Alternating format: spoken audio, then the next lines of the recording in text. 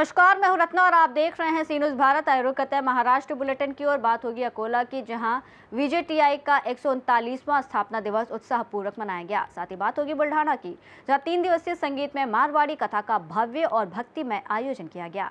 तमाम खबरों पर विस्तार से चर्चा करेंगे। राहुरी नगर पाथर्डी उपचुनाव के दौरान अक्षरदादा कर्डिले ने कहा कि स्वर्गीय शिवाजी राव कर्डिले ने पिछले 35 वर्षों तक क्षेत्र के लोगों की सेवा की है और उनके निधन के कारण ये उपचुनाव हो रहा है। उन्होंने विश्वास जताया कि वो भारी मतों से विजयी होंगे। उन्होंने अन्य प्रत्याशियों को प्रतिद्वंदी मानने से इंकार करते हुए कहा कि वो विकास और जनसेवा के काम पर ध्यान देंगे। इस मौके पर भाजपा के प्रदेश उपाध्यक्ष सुजय दादा विखे पाटिल ने भी दावा किया कि आगामी चुनाव में भाजपा उम्मीदवार अक्षरदादा कर्डिले ही विधायक बनेंगे। विरोधामध्ये 7 लोक उमेदवार उभे आहेत, तुम्ही 8 आहेत. याच्यामध्ये तुम्ही किती मताने विजय होता, याच्यावर काय सांगा? आता आपली राहुरी नगर पाथर्डीची पोटनिवडणूक ही लागलेली आहे. येत्या 23 एप्रिलला आपलं मतदान होणार आहे. काल सगळी प्रक्रिया पूर्ण झाली आणि एकूण सर्व 7 उमेदवार आहेत. त्यात मी एक आणि मी सोडून 6 जण आहेत. आता मी या निवडणुकीमध्ये कोणाला विरोधक समजत नाही, कारण की सगळे या निवडणुकीमध्ये सोबत आहेत. या निवडणुकीला सामोरे जात असताना ही निवडणूक म्हणूनच मी पाहत नाही, ही एक भावना आहे आदरणीय आमदार शिवाजीराव कर्डिले साहेबांच्या प्रती. म्हणून आता ह्या सगळ्या प्रक्रियेला सामोरे जावं लागतं आहे. मला 100% खात्री आहे की जनता ही आदरणीय शिवाजीराव कर्डिले साहेबांच्या रूपाने आज मला पाहते. निश्चित येणाऱ्या काळामध्ये जसं साहेबांनी गेल्या 30-35 वर्ष रात्रंदिवस एक करून जनतेची सेवा केली, त्याच पद्धतीने येणाऱ्या काळामध्ये मी पूर्णपणे प्रयत्न करून यश मिळवेल की कोणाला साहेबांची उणीव वाजून न देता येणाऱ्या काळात प्रत्येकाला न्याय देण्याचे काम व प्रत्येक गावामध्ये विकास काम करून दाखवेल हा विश्वास मी. अहिल्यानगर से सी न्यूज़ संवाददाता राव साहेब वर्पे की रिपोर्ट। मुंबई स्थित वीर माता जीजाबाई टेक्नोलॉजिकल इंस्टीट्यूट का 139वां स्थापना दिवस क्रांति ज्योति सावित्रीबाई फूले सभागृह में बड़े उत्साह और गरिमामय माहौल में मनाया गया। इस अवसर पर संस्थान के निदेशक डॉक्टर सचिन कोरे, उप निदेशक doctor Rawal Awale, registrar doctor Keshav Sangle और डीन डॉक्टर अभय बाम्बुले प्रमुख रूप से मौजूद रहे। कार्यक्रम में 25 वर्षों की सेवा पूरा करने वाले प्राध्यापकों और कर्मचारियों को श्रीफल, पुष्पहार और स्मृति चिन्ह देकर सम्मानित किया गया, जिनमें डॉक्टर प्रमोद वानखेड़े, डॉक्टर केशव सांगले, डॉक्टर चंदाने, डॉक्टर बालिगा और डॉक्टर सुजाता शामिल रहे। इस अवसर पर अधिकारियों ने संस्थान की उपलब्धियों और शैक्षणिक उत्कृष्टता में योगदान देने वाले सभी सदस्यों की सराहना की। कार्यक्रम का संचालन और आभार प्रदर्शन के साथ समापन किया गया। अकोला से सी न्यूज़ संवाददाता प्रवीण बाहुरवाग की रिपोर्ट। अकोला जिले के शिवनी क्षेत्र में डॉक्टर बाबा साहेब अम्बेडकर चौक पर 23 वर्षीय अभिषेक रविंद्र गवई की धारदार हथियार से हमला कर हत्या कर दी गई, जिससे इलाके में तनाव फैल गया। घटना के बाद हत्या का वीडियो सोशल मीडिया पर वायरल होने से स्थिति और गंभीर हो गई। पुलिस ने तत्परता दिखाते हुए 2 घंटे के भीतर स्थानीय अपराध शाखा की टीम ने दोनों आरोपियों जीवन सावध और गणेश सोनी को रेलवे स्टेशन से उस समय गिरफ्तार कर लिया, जब वो ट्रेन से फरार होने की कोशिश कर रहे थे। जांच में सामने आया कि पुरानी रंजिश के चलते दोनों ने मिलकर वारदात को अंजाम दिया। पुलिस ने दोनों को हिरासत में लेकर आगे की जांच शुरू कर दी है और पूरे मामले में अन्य पहलुओं की भी जांच की जा रही है। अकोला से सी न्यूज़ संवाददाता प्रवीण बाहुरवाग की रिपोर्ट। बुल्ढाना जिले के मलकापुर शहर में मालपाड़ी परिवार द्वारा पहली बार 3 दिवसीय संगीत में मारवाड़ी कथा नानी बाई रो माहेरो का भव्य और भक्तिमय आयोजन किया गया, जिसने पूरे क्षेत्र को भक्ति और संस्कृति के रंग में रंग दिया। इस कथा का वाचन सुप्रसिद्ध कथावाचक कृष्णा खंडेलवाल ने किया, जिसमें श्री नरसिंह मेहता के जीवन चरित्र और भगवान श्री कृष्ण के प्रति उनकी अटूट भक्ति का भावपूर्ण वर्णन किया गया। कथा के दौरान नानी बाई के विवाह प्रसंग और भगवान श्री कृष्ण के सांवरिया सेठ रूप में माहेरा भरने की झांकी ने श्रद्धालुओं को भाव विभोर कर दिया। भजन कीर्तन और संगीत में प्रस्तुतियों से वातावरण पूरी तरह भक्तिमय हो गया। हजारों श्रद्धालुओं ने कथा का श्रवण कर प्रसादी ग्रहण की और इस आयोजन को अविस्मरणीय बताते हुए भविष्य में भी ऐसे आयोजनों की अपेक्षा व्यक्त की। जय श्री कृष्ण, जय सिया राम, जय जय श्री राधे। दास को कृष्णा खंडेलवाल के नाम से जानते हैं। अभी हाल ही में नानी बाई को मायरो ये कथा श्री दिलीप जी मालपानी के द्वारा आयोजित की गई थी। ये कथा करने का हेतु इस प्रकार था कि गुजरात के बहुत बड़े भक्त हुए श्री नरसिंह जी मेहता, इनकी कथा जन सामान्य तक पहुंचनी चाहिए और सभी लोगों को इनकी कीर्ति पता पड़नी चाहिए। इस प्रकार उस कथा का आयोजन किया गया था। कथा में बहुत आनंद आया, सभी ने बहुत आनंद लिया। देखिए बंधु, ये कथा करने का ध्येय और उद्देश्य एक ये भी था कि सारी कथाएं जो है श्रीमद् भागवत महापुराण, श्री राम कथा, शिव पुराण, सारी जो है वो हर भाषाओं में होती रहती है, नित्य नियमित होती रहती है। मराठी में हो जाएगी, गुजराती में हो जाएगी, हिंदी में हो जाएगी, लेकिन मायरे की जो एक कथा है वो केवल और केवल मारवाड़ी भाषा में ही होती है। उसकी पुस्तिका जो है मारवाड़ी में होती है और कहने के टाइम पे भी भजन, सारे गीत सारे मारवाड़ी में होते हैं। और सबसे महत्व की बात यह है कि ये कथा जो है ये हमारे मारवाड़ी समाज के एक स्तंभ है, इसीलिए ये कथा करने का हेतु एक ये भी था। मायरा का अर्थ होता है कि जब हमारे घर पे किसी का ब्याह रचता है तो जो लड़की होती है, लड़की की मैया के पीहर वाले उनके लिए भेंट वस्तु लाते हैं। ये कथा हमें एक भाई बहन के रिश्ते के बारे में बताती है और एक भाई बहन के बीच का रिश्ता कैसा होना चाहिए ये बताती है। पिता पुत्र के बीच का रिश्ता कैसा होना चाहिए बताती है।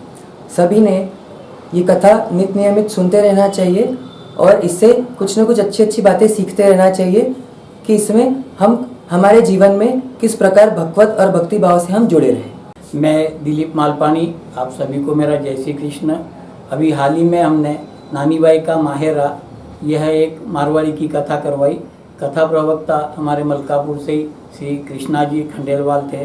कथा करने के पीछे मात्र इतना ही उद्देश्य था कि नानी बाई का माहेरा, ये नरसिंह मेहता जी की जो एक कथा है, ये कथा बहुत कम मात्रा में लोग जानते हैं और हमारे महाराष्ट्र में इसका प्रचार प्रसार बिल्कुल नहीं है।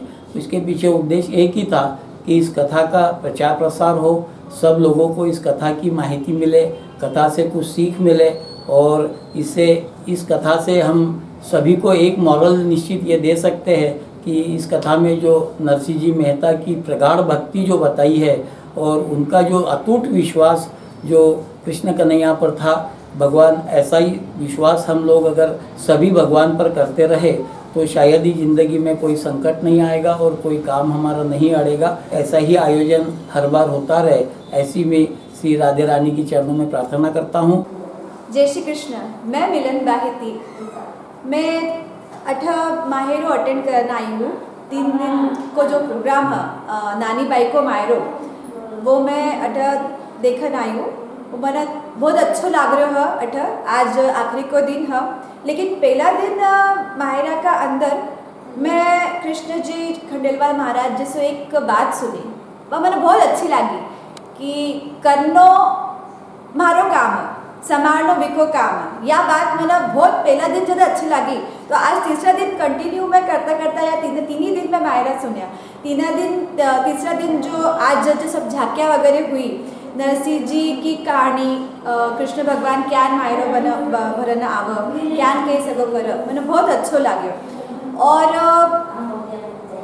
आपला संस्कृति में मायरा की बहुत बड़ी एक यो है कि क्यान आपलो भाई मायरो भरना आव और बेटी को जो एक काम हो पूरा कंप्लीट कर।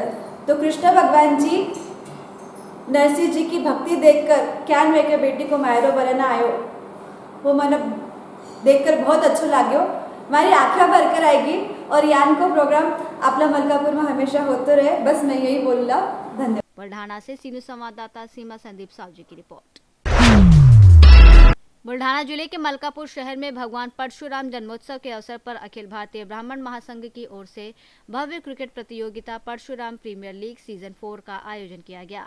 ये प्रतियोगिता मलकापुर तालुका क्रीड़ा संकुल में 11 और 12 अप्रैल को आयोजित हो रही है, जिसमें बहुभाषिक ब्राह्मण समाज की 3 टीमों परशुराम लॉयन, परशुराम वॉरियर और परशुराम कैपिटल ने हिस्सा लिया।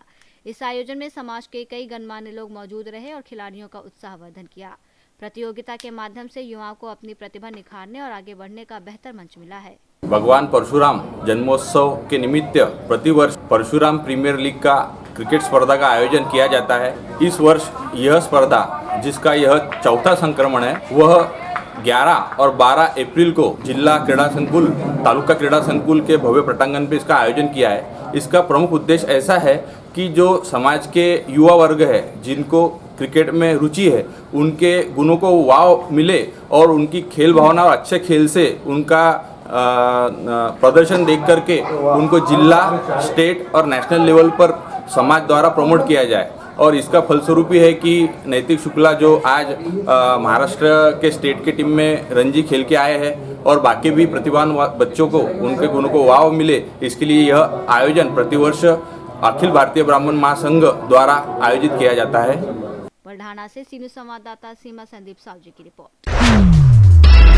त्र्यंबकेश्वर तहसील के डहालेवाड़ी मंडल अंतर्गत सामुंडी ग्राम पंचायत हॉल में छत्रपति शिवाजी महाराज स्व समाधान शिविर का भव्य आयोजन किया गया। इस संयुक्त शिविर का संचालन सहायक जिलाधिकारी और उप विभागीय अधिकारी डॉक्टर GVS पवन दत्ता के मार्गदर्शन में और तहसीलदार गणेश यादव पाटिल की अध्यक्षता में हुआ।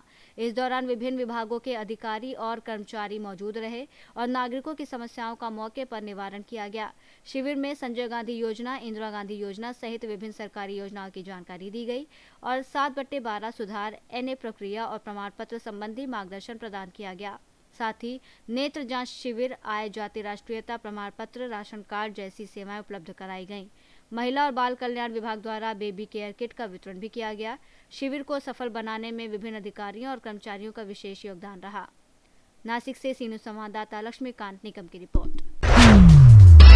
रिसोड तहसील के कोयाली गांव में प्रगतिशील किसान ज्ञानेश्वर आत्माराम भिड़से को नासिक में आयोजित एक समारोह में आदर्श शेतकरी कृषि गौरव पुरस्कार 2026 से सम्मानित किया गया। यह पुरस्कार डॉक्टर पंजाबराव देशमुख की स्मृति में जय किसान फार्मर्स फोरम और आमची माती आमची मानस के संयुक्त तत्वाधान में प्रदान किया गया। नासिक के नेहरू गार्डन हॉल में आयोजित कार्यक्रम की शुरुआत डॉक्टर देशमुख की प्रतिमा पूजन और दीप प्रज्वलन से हुई, जहां महाराष्ट्र के कई प्रगतिशील किसानों को सम्मानित किया गया। इस सम्मान से कोयाली गांव और पूरे रिसोड तालुका में हर्ष का माहौल है और भिड़से का विभिन्न स्तरों पर अभिनंदन किया जा रहा है। वाशिम से सी न्यूज़ संवाददाता नागेश अवचार की रिपोर्ट। बुलेटिन में फिलहाल इतना ही। देश और दुनिया की तमाम बड़ी खबरों के लिए आप देखते रहिए सी न्यूज़ भारत।